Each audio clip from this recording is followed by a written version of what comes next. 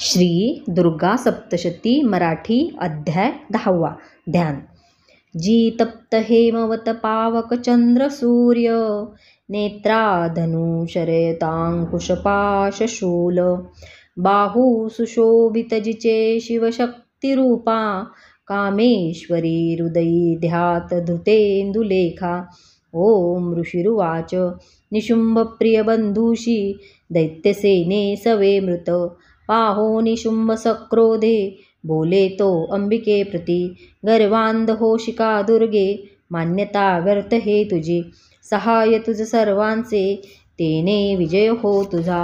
देवी उवाच. दृष्टा अन्य नसे कोणी मीच मी एकटी जगी माझ्या विभूती या साऱ्या मद्रुपी मिळती पहा. ऋषिरुवाच.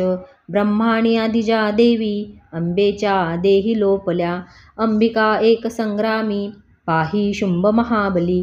देवी उवाच.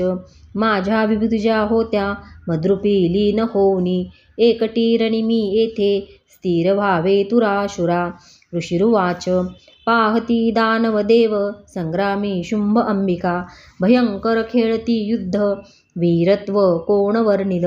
शस्त्रास्त्र बाणवर्षेने लढती ते परस्पर भीषण युद्ध ते वाटे विस्मयकारी याजना. दिव्यास्त्र अंबिका सोडी शतसंख्यायुतावरी शुंभ निवारक अस्त्र विच्छिन्न करी सत्वर. दिव्यास्त्र शुंभ जे टाकी देवी हुंकार गर्जुनी तोडी तेव्हाच अस्त्रांना अद्भुत परमेश्वरी. असुर तो टाकी बाणा शस्त्रास्त्रे देवी झाकली सक्रोध बाण मारुणी देवी तोडी धनुष्यची. शक्ती सोडी महादैत्य येता ती अंबिकेवरी देवीने चक्र मारुणी शक्ती मध्येच तोडली. शतशशी दीप्त ऐसी ढाल घे तलवार तो चवताळून या क्रोधे धावला देवीचे वरी. चंडिकेने धनुष्याने मारुणी बाण त्या क्षणी सूर्यवत तलवार ढाल मोडोनी टाकली. घोडे सारथी ते मेले धनुष्य तोही खंडला. मुद्गल घेऊनी हाती दैत्य देवीस लक्षित देवीने तीक्ष्ण बाणाने मुद्गुल तोडता त्वरे.